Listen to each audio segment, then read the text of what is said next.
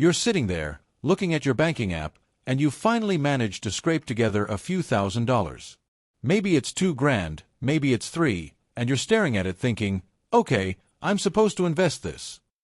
But then you look at the people on YouTube, or you read the financial blogs, and they're talking about having $100,000 invested, or $1 million portfolio, and suddenly your little $3,000 or $4,000 just feels meaningless.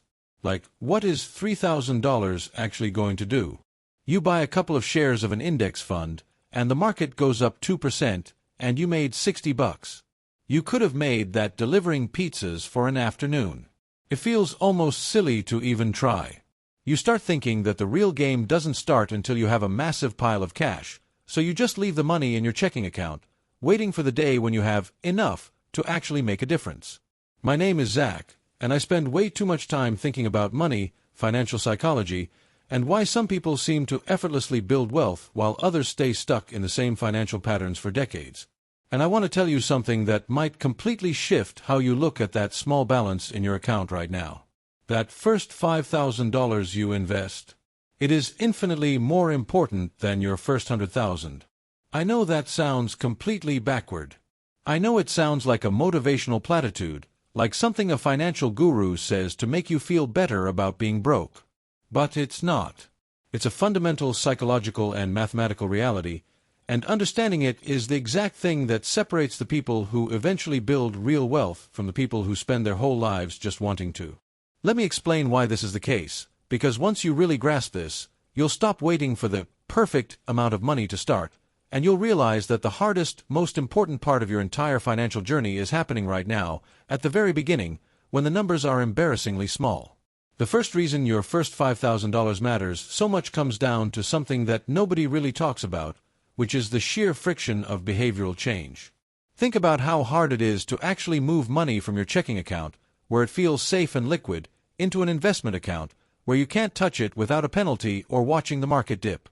When you have $100,000, you're already in the habit. The system is built. The money is basically flowing on autopilot. You've already crossed the psychological threshold. You've proven to yourself that you can survive without that money. But when you're sitting there trying to decide if you should invest $200 this month or use it to go out with your friends or fix your car, you are fighting the hardest battle of your entire financial life. You're fighting human nature.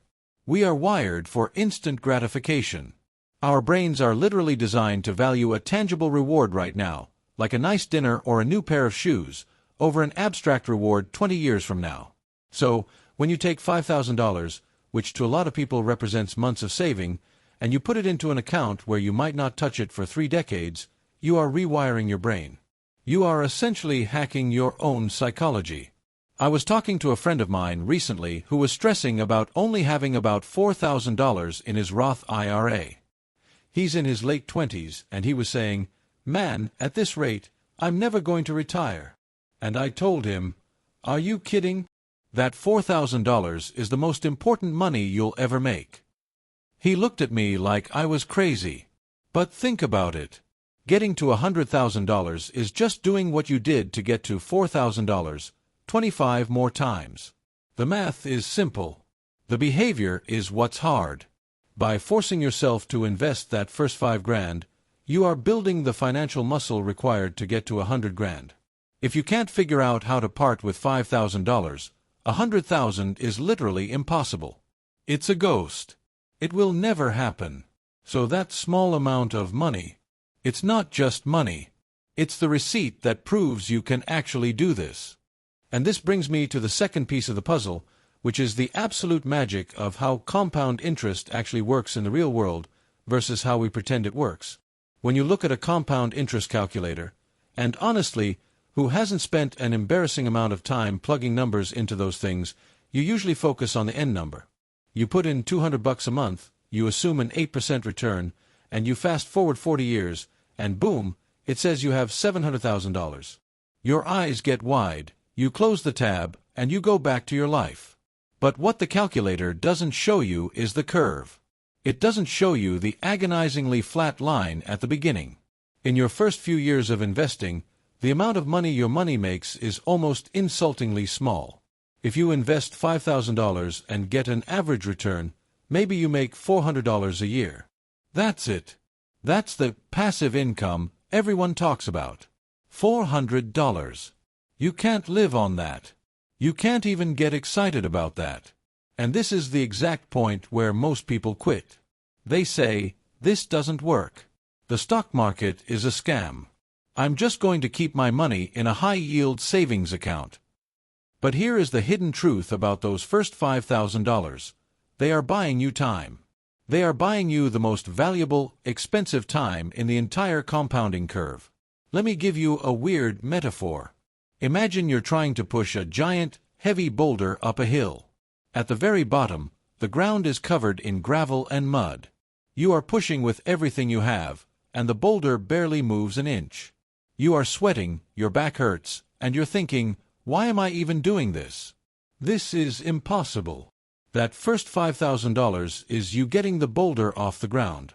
It is the hardest part. But once you get it moving, once you get past that initial $5,000 or $10,000, the ground starts to level out a bit. You hit a groove. And then, as you keep pushing, you get near the top of the hill, and suddenly, the boulder has so much momentum that it starts rolling on its own.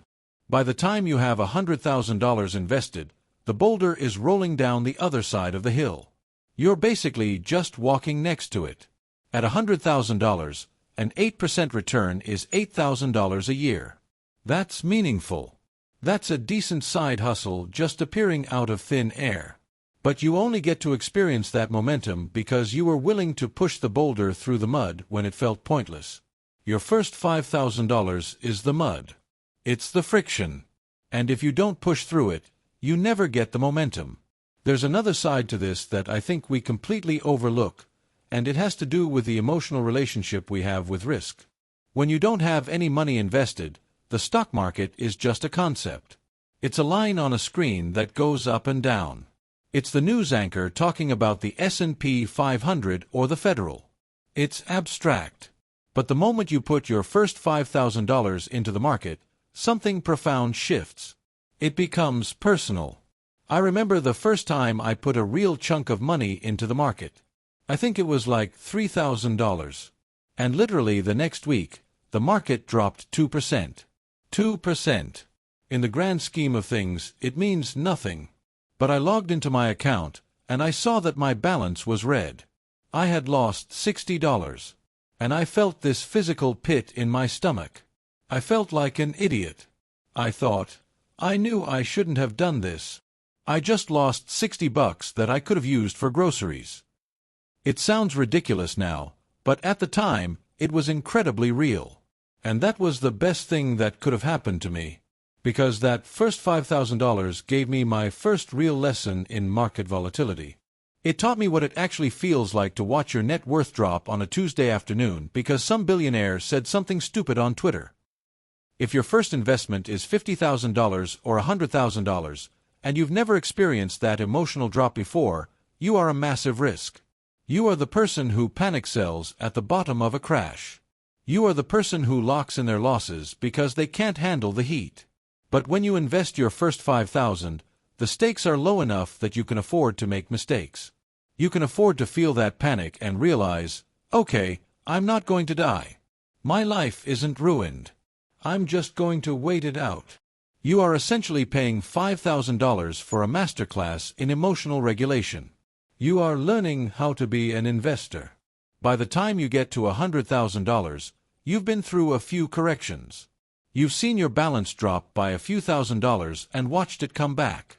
You're numb to the normal volatility. That emotional resilience is priceless, and you can only build it by having skin in the game when the amount of skin is small enough that it doesn't destroy you. Now, let's talk about something that honestly drives me a little crazy when I hear people in the personal finance space talk about it, and that's the idea of waiting until you have enough to make it worth it. I hear this all the time. People say, well, I'm just going to save up $20,000 in cash, and then I'll invest it all at once.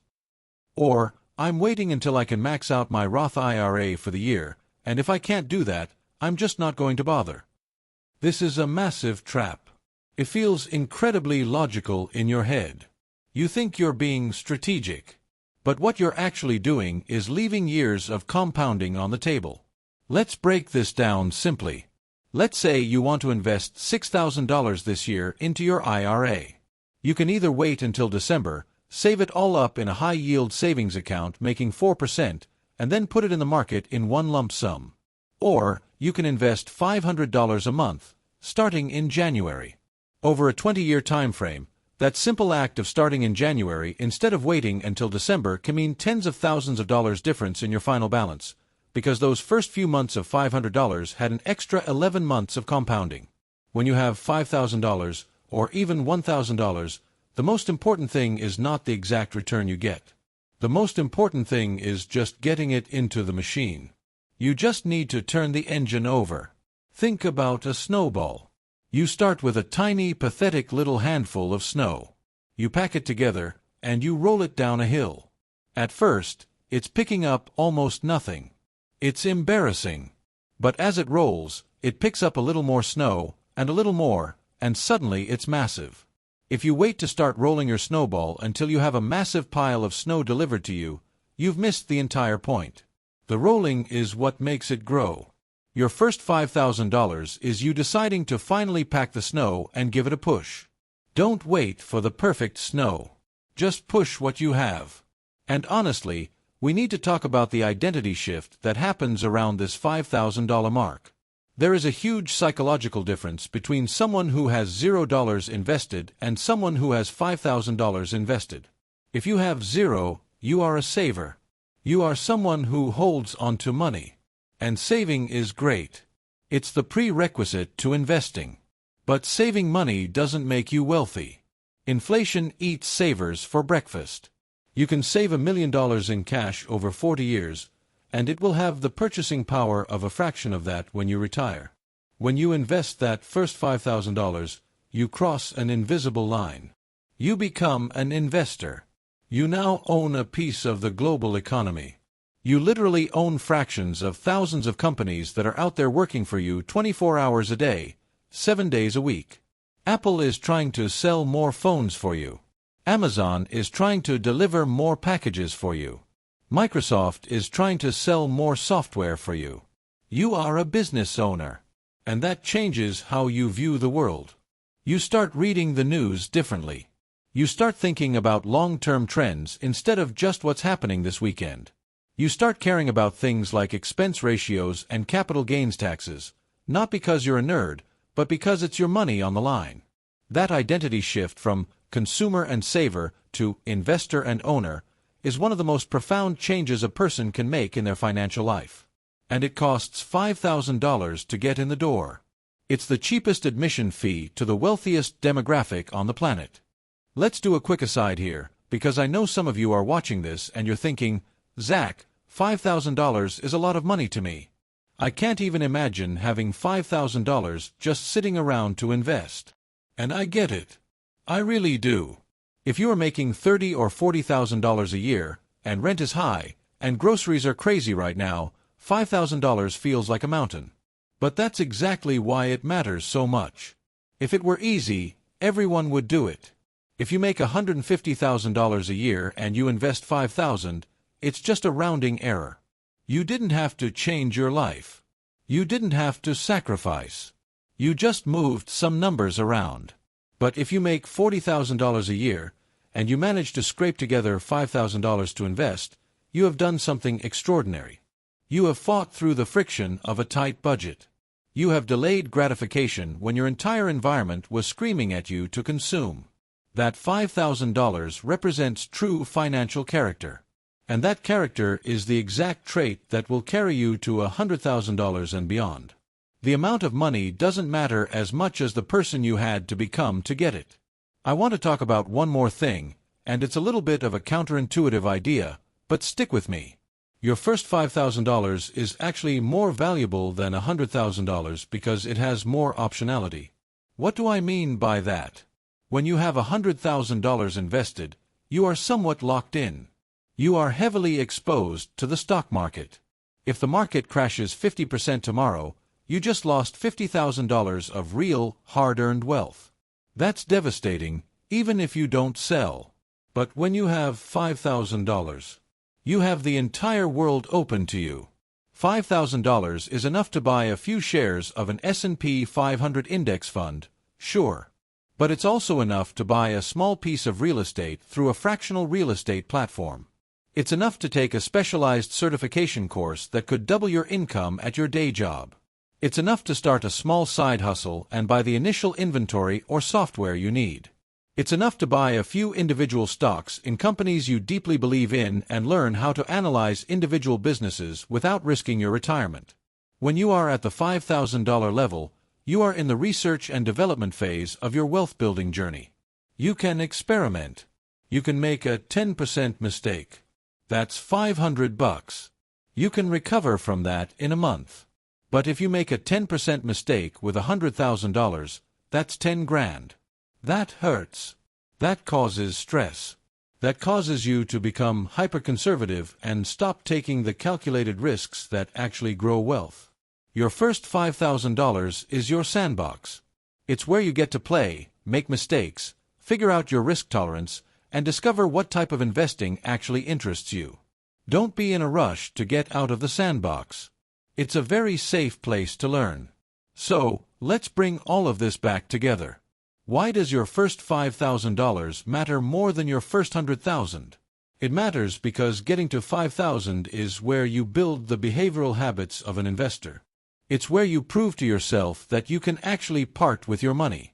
It matters because it pushes the boulder through the deepest mud, buying you the most valuable time on the compounding curve. It matters because it gives you a low-stakes environment to learn emotional resilience, so you don't panic sell when you have real money on the line. It matters because waiting for the perfect amount is a trap that robs you of months and years of compounding. It matters because it shifts your identity from a consumer to an owner. And it matters because it gives you the ultimate freedom to experiment and learn without the crushing weight of massive downside risk. If you are sitting there right now with $1,000 or $2,000, or if you just transferred your first $500 into a brokerage account and you're feeling like it's pointless, please stop looking at the number. Stop comparing your Chapter 1 to someone else's Chapter 20.